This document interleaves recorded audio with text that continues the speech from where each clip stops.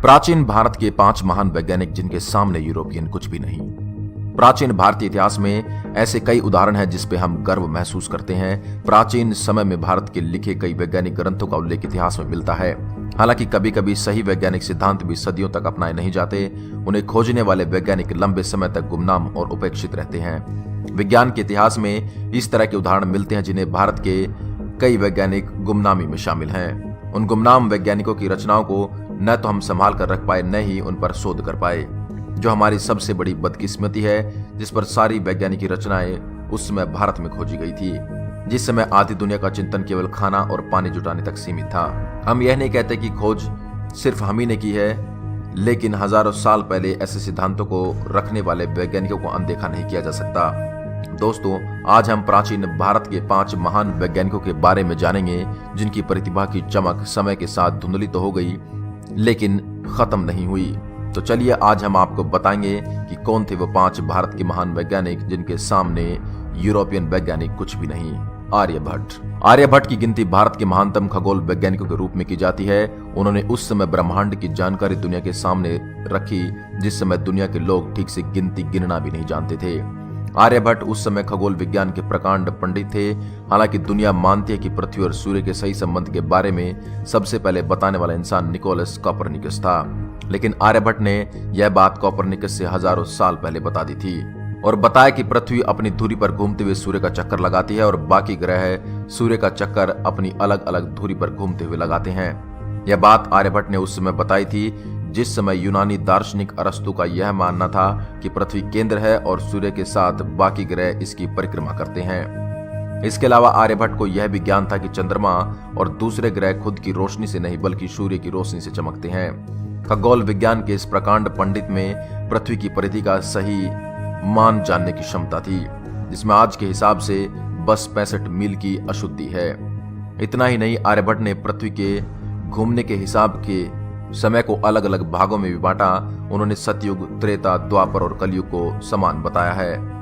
उनके हिसाब से एक कल्प में 14 मनवंतर, एक मनवंतर में 72 महायुग और एक महायुग में 4 सतयुग, त्रेता, द्वापर और कलयुग होते हैं। और एक महायुग में पृथ्वी 1 अरब 57 करोड़ 22 लाख 37,500 बार घूमती है। इन सभी नियमों से आर्यभट्ट की बुद्धिमत्ता का पता चलता है, लेकिन शून्य यानी जीरो की खोज ने उन्हें विज्ञान के इतिहास में अमर कर दिया।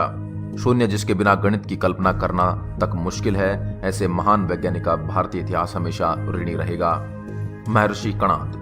भारतीय इतिहास में महर्षि कणाद को परमाणु शस्त्र का जनक माना जाता है। कणाद परमाणु की अवधारणा के पितामह माने जाते हैं। आधुनिक दौड़ में अणुविज्ञानी जॉन डाल्टन के हजारों साल पहले कणाद ने यह बताया था कि द्रव्य यानी मैटर्स के एटम्स होते हैं।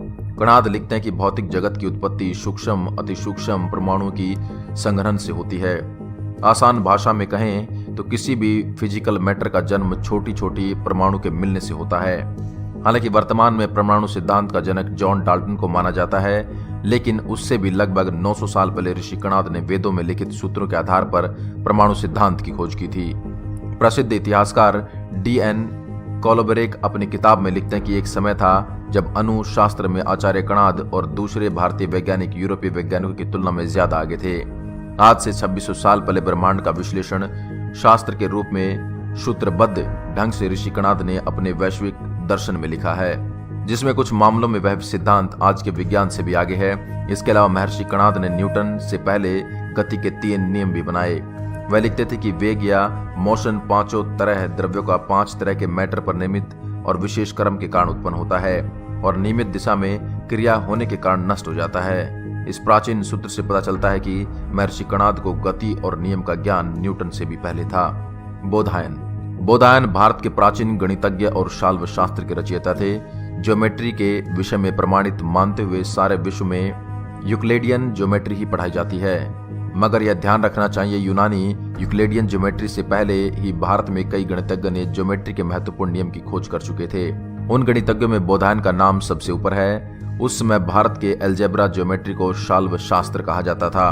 हम सभी ने गणित में पाइथागोरस थ्योरम पढ़ी हैं। बहुत कम लोग जानते हैं कि वास्तव में इसकी खोज पाइथागोरस ने नहीं बल्कि हमारे वैदिक ऋषि बोधायन ने की थी। ऋषि बोधायन ने इस सूत्र की खोज पाइथागोरस से लगभग 2800 साल पहले ही कर ली थी।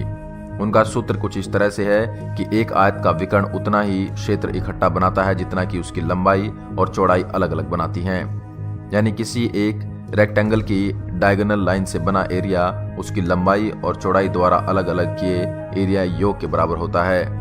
इस बात से साफ होता है कि इस प्रकार की जानकारी भारतीय गणितज्ञों को पाइथागोरस से पहले थी। भास्कराचार्य या भास्कराचार्य द्वितीय भारत की प्रसिद्ध गणितज्ञ और ज्योतिषी हैं। इनके द्वारा रचित मुख्य ग्रंथ सिद्धांत शिरोमणि, जिसमें लीलावती, बीजगणित, ग्रह गणित और गोल अध्याय नामक 4 भाग हैं। यह 4 भाग आर्थमेटिक, अलजेब्रा और ग्रहों की गति से संबंधित गणित पर आधारित हैं। आधुनिक युग में धरती की गुरुत्वाकर्षण शक्ति की खोज का श्रेय न्यूटन को जाता है, लेकिन बहुत कम लोग जानते हैं कि गुरुत्वाकर्षण का रहस्य न्यूटन से कई सदियों पहले भास्कराचार्य ने उजागर कर दिया था। न्यूटन के जन्म से 800 साल पहले ही भास्कराचार्य ने गुरुत्वाकर्षण के नियम को जान लिया था और उन्होंने अपने ग्रंथ सिद्धांत शिरोमणि में इसका उल्लेख भी किया है।